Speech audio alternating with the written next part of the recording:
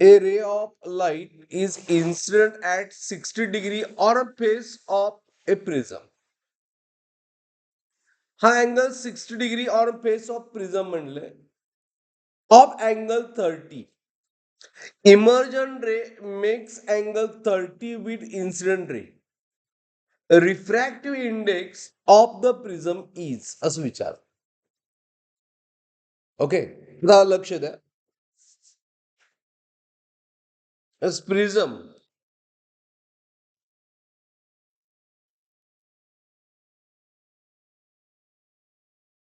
प्रिझमचा angle काय दिलाय? 30 degree. A is given 30 degree.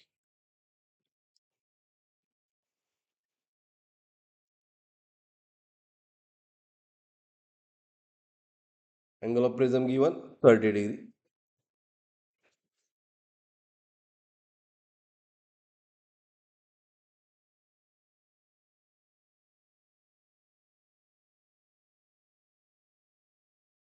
It is given 30 degree. आता काय म्हटलंय यामध्ये बघा, या प्रॉब्लेम मध्ये 30 डिग्री दिलंय.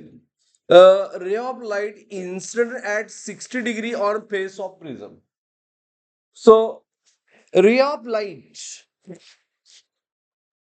एक अशी लाईट आले, ह्याचा अँगल ऑफ इन्सिडंट दिलाय किती?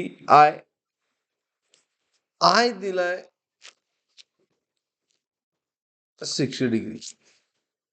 अशी लाईन पास झाली आणि मग इमर्ज झाली. डेविएशन जो दिलाय या दोघांमधला अँगल डेल्टा किती दिलाय? Delta is 30 degree. बरोबर की नाही? डेल्टा दिलाय 30 डिग्री. Is it right? बरोबर. आणि आपल्याला फाइंड करायचं काय? Refractive index of prism. Refractive index of prism delta दिलाय, मग कुठला फॉर्म्युला यूज करणार?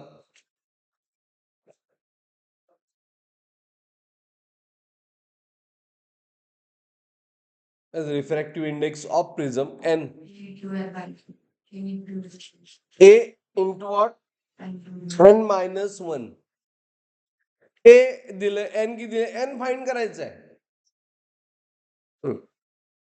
सो एन फाइंड करायचं आहे, तर बरोबर आहे, हा फॉर्म्युला यूज होतो का बघूया आपण. Delta is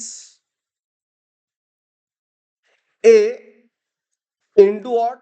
an minus 1. Delta किती आहे? 30. राईट. ए किती आहे? 30. N minus 1. मग डेल्टा आणि A 30 get cancel. 1 plus 1 is equal to what? N. So N किती आलं? 2 आलं. एन इज 2 नाहीये. मग हा फॉर्म्युला काय अप्लाय होत आहे? करेक्ट सोल्युशन का दिलं नाही? कारण हा 3 प्रिझम साठी आहे.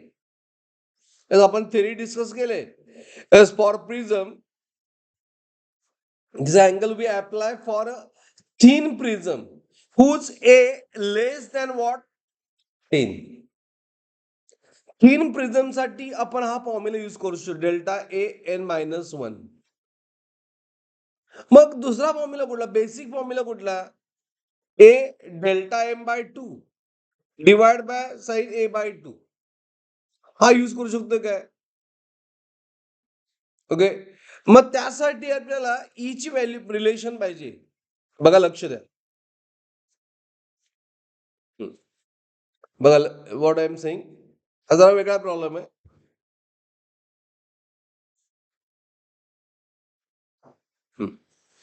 ओके. रिलेशन काय आहे? A plus delta is equal to I plus E. बरोबर.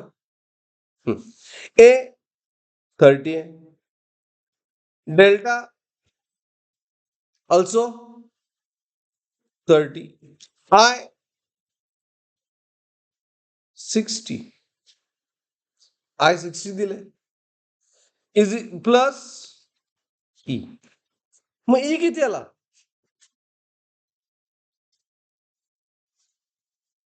झिरो आला. बघा, चेक करा ई झिरो आहे का नाही.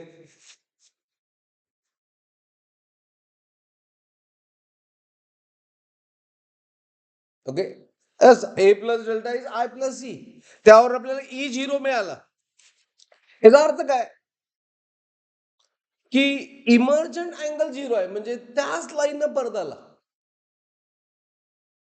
It comes along the same line. मग म्हणजे it is condition like this.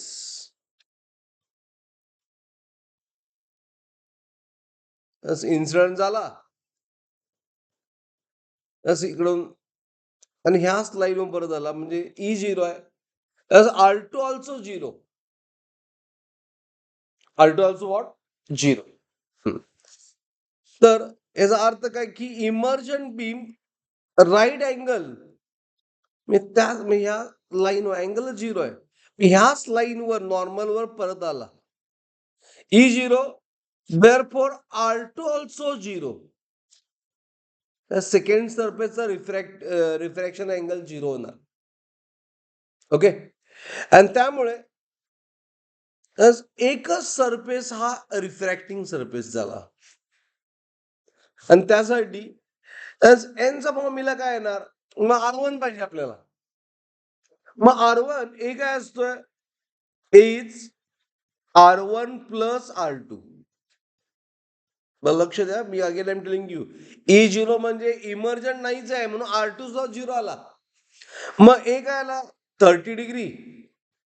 R1 plus zero म्हणजे R1 किती आला?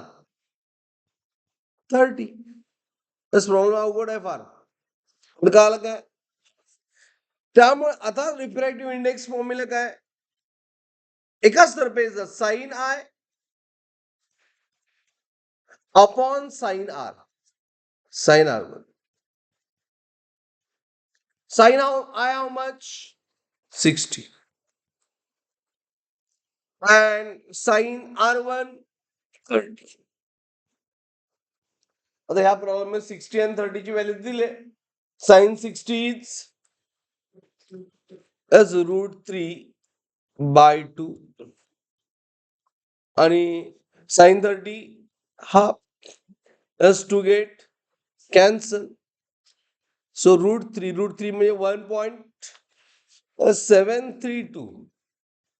1.732. अंडरस्टूड? त्यामुळे ऑप्शन इज ऑप्शन ए. आता परत एकदा लक्ष द्या. पहिल्यांदा काय तुम्ही सांगितलं की हा फॉर्म्युला यूज करायचा. बेस बरोबर आहे, पण कधी यूज करायचा? ए जर लेस दॅन 10 असेल तर. त्यामुळं हे चालणार नाही. मग मला एन फाइंड करायचं आहे, ए नोन आहे, डेल्टा नोन आहे, मग ई फाइंड करूया. मग ई म्हणजे I is equal to E आलं तर डेल्टा मिनिमम म्हणू शकतो आपण फॉर्म्युला फाइंड करू शकतो प्रिझम फॉर्म्युलाने. हा, सो ई झिरो आलं बाय कॅल्क्युलेशन. ई झिरो म्हणजे त्याच लाईनवर आला, परत आलाय, तेव्हा R2 चा झिरो आला. R2 झिरो आला म्हणजे एकच रिफ्रॅक्टिंग सरफेस आहे, दुसरीकडे रिफ्लेक्शन झालंय आतल्यात. त्यावरून त्या सरफेसला आपण रिफ्रॅक्टिव्ह इंडेक्स फाइंड केलं. कळाला प्रॉब्लेम?